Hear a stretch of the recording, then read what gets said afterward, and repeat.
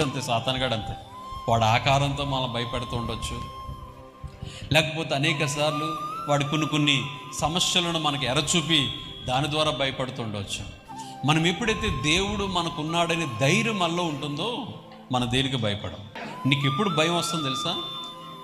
ఒక ప్రశ్న నీళ్ళు ఏంటంటే, దేవుడు నా పక్షాన లేడు అనుకున్నప్పుడే భయం వస్తుంది. దేవుడు నాతో ఉన్నాడు, నా పక్షాన ఉన్నాడంటే దేనికి భయపడవసరం లేదు. ముందు మన ముందు ఏ పెద్ద కార్యక్రమం ఉన్నా, మన ముందు ఎంత బలమైన లేకపోతే గొలియాతు లాంటి సమస్యలున్నా మనకు భయపడవసరం లేదు.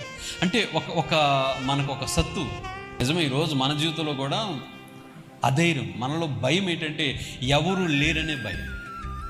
యేసయ్య ఉన్నాడనే ధైర్యం నీలో ఉంటే ఏ సమస్య వచ్చినా భయపడవు.